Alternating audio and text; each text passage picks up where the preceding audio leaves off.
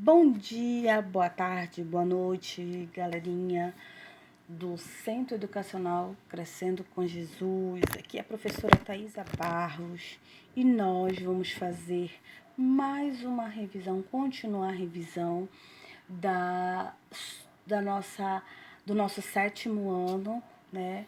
Vamos relembrar aqui algumas coisinhas que já foram ditas ano passado. Nós estamos na nossa sexta aula que dá continuidade ao processo de colonização inglesa na América. Nas aulas anteriores, falamos um pouquinho sobre como se deu esse processo de colonização, com quem veio para cá, quais as motivações. Falamos na última aula sobre a característica da Nova Inglaterra ou a parte norte ou nordeste das 13 colônias, né? Que fica mais para cima, mais ao norte. Vimos as características que ele tinha. E vamos ver hoje as características das colônias centrais e as colônias do sul. Bem, as colônias centrais, elas vão se caracterizar pelo desenvolvimento de atividades econômicas muito parecidas com as da Nova Inglaterra. Eu falei isso na aula passada, né? As características climáticas é muito parecida. Então, onde vão praticar também, além da questão da agricultura familiar, eles vão ali praticar pecuária, a caça, o cultivo do trigo, né? Eles vão estar muito mais voltada para o mercado interno do que para exportar para a metrópole. Tem uma diferença aí em relação à Nova Inglaterra, é que essas colônias centrais elas têm um grau de diversidade religiosa, étnica, política, econômica muito maior. Nós vimos que, na aula passada, que nessa parte das 13 colônias que a gente chama de Nova Inglaterra, que é a parte das colônias do norte, elas têm uma característica de ter a sua maioria puritanos. Quem eram os puritanos? Eram os calvinistas que moravam na Inglaterra, os calvinistas da Inglaterra que habitavam lá e que vieram para a América fugindo de perseguições religiosas. Então, da parte norte das 13 colônias, na Nova Inglaterra, eles são mais assim intolerantes, digamos assim, com as outras religiões. Essas colônias centrais, elas já têm uma diversidade não só religiosa, mas também como como a questão étnica, política, econômica, que diferente que nós vamos ver no sul. O sul ele já começa escravista, ele já começa com uma intolerância étnica, não só com o negro africano, mas também com o indígena, com o nativo. E isso a gente vai ver que vai se perpetuar até os Estados Unidos, que hoje existe. Então, essa questão que a gente vê hoje do racismo muito grande em alguns estados norte-americanos se dá desse processo de colonização. Mas isso a gente fala mais lá na frente, tá? Aqui nós vamos resolver uma atividade para ver se ficou algo claro que nós já vimos até aqui. Vamos lá. O início da colonização da América do Norte pelos ingleses deu-se a partir da concessão real de duas empresas privadas, a Companhia de Londres, que passou a monopolizar a colonização das regiões mais ao norte, e a Companhia de Plymouth, que recebeu o monopólio dos territórios do sul. Então, lembra que eu falei lá na nossa primeira aula de colonização inglesa na América, que diferente de Portugal, que teve todo o incentivo da coroa portuguesa, o processo, a responsabilidade de colonizar a América não vai ficar por conta da coroa inglesa, e sim por empresas particulares, tá? por empresas que vão estar ali se dedicando, uma na parte norte e outra na parte sul. Vamos lá, continuando. Dessa maneira, dizemos que a colonização foi realizada a partir da atuação da iniciativa privada, porém subordinada às leis do Estado. Então, ele teve a mão aí da empresa privada, de duas empresas privadas, mas essas empresas privadas, elas não eram superiores do que a lei do Estado, do que a lei da coroa inglesa.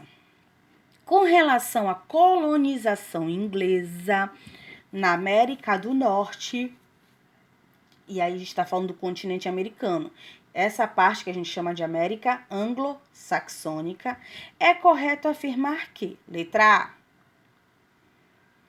não houve diferença entre sua colonização e da América Latina, pois ambas foram colônias de povoamento, ou seja, o principal objetivo da metrópole era exportar as riquezas naturais da colônia. Bem, de imediato a gente vê logo o erro dessa, né? Por quê? Porque a gente está observando aí que teve diferenças nesse processo. Não foi igual. Lembra que eu falei que por mais que eles tivessem o interesse de explorar, os ingleses tivessem interesse de explorar, eles não encontraram os recursos inicialmente, então ela se tornou uma colônia de ocupação, pelo menos em parte. Nessa parte norte, central, e o sul era justamente de exploração. Vamos lá ver a outra alternativa. B. Não houve diferença entre sua colonização e a América Latina, pois ambas eram colônias de exploração. Tá errado, cai no mesmo sentido, né? Porque a gente não tem aí a colônia, as colônias tanto portuguesas quanto espanholas, elas eram de exploração desde o início, né? A inglesa não. Os colonizadores incentivaram a fixação da população na colônia, disponibilizando um sistema que integrou interesses estatais privados. Pode ser, né? Pode ser. Bora ver se tem outra. Ficou conhecida como colonização de povoamento, pois o principal objetivo dos colonizadores era explorar riquezas naturais da região. Será que é essa? Será que é? Porque se é povoamento, o objetivo principal é explorar riqueza? Será que é C ou será que é D? Vamos lá. A resposta certa, claro, que é a letra C. Né? Ali a gente tem interesses estatais e privados, e se você observar, tá dizendo isso no texto, né? Que eram duas empresas privadas que se organizaram no processo de colonização, mas que estavam subordinadas ao Estado. Beleza? Essa aqui tá errado por conta dessa... Porque se é de povoamento, gente, o objetivo principal não é explorar. Então, tem que ficar muito atenta nessas questões de subjetivas, nessas alternativas, porque ela vem com o início correto e depois ela já diferencia tudinho, tá? Aqui nós temos as colônias do sul. Vamos entender, a colônia do sul já é o oposto, digamos assim, das colônias do norte, da Nova Inglaterra, tá? Ela pega essa região aqui, ó, do sul, pegando esses estados aqui, certo? Então, aí sim a gente tem, de fato, uma colônia de exploração. O clima, diferente daquela parte lá do norte, que é temperado, aqui eu tenho um clima tropical. E esse clima tropical é propício, junto com esse solo, para o sistema de plantation. O que é esse sistema de plantation? É uma produção agrícola voltada para o mercado externo, ou seja, para atender a coroa inglesa, a metrópole inglesa, né? Então, como é que funciona? Ele precisa de latifúndios. O que são latifúndios, gente? São grandes extensões de terras, né? Que a partir dessas grandes extensões de terras, a prática vai ser de monocultura. Eu vou ter um só produto, que podia ser o algodão, o tabaco, diferente das colônias do norte, que elas eram policulturas. As colônias do norte centrais, elas eram policulturas. Nesse sistema, a gente também tem a mão de obra predominante escrava africana. Ou seja, no sistema de plantation ele te dá características muito específicas. Ela é voltada para o mercado externo, ele é desenvolvido em latifúndios, ou seja, é preciso de grande extensão de terra. Eu vou para trabalhar com um só produto, por isso que é monocultura, e eu preciso de grande quantidade de mão de obra, por isso que é mão de obra escrava, e nesse caso, africana. E o principal produto que era exportado era o algodão e o tabaco. Gente, temos que estar bem atento a isso. Por quê? Porque o Sul ele vai estar em contato de comércio muito grande com a Inglaterra, tá? E se a parte das colônias centrais e do norte elas vão estar mais distanciada, o Sul ele vai estar fazendo esse acordo. Então percebam que a colonização dos Estados Unidos ela é uma colonização diferenciada, ela não é homogênea. Se eu tenho o Sul lidando diretamente com o Norte, mas eu tenho o Sul lidando diretamente com a Inglaterra, mas eu tenho o Norte não tendo todas essas relações, pelo menos com exclusividade, né? A Inglaterra, a Nova Inglaterra, a parte norte, ela comercializava com a Inglaterra, ela comercializava com os outros países, com a China, com a Índia, porque eles consumiam também muitos outros produtos, como o chá. E isso a gente vai ver lá na frente, no nosso conteúdo deste ano, do 8º ano, que vai bater de frente com alguns interesses e que vai coincidir lá na frente com o processo de independência norte-americana.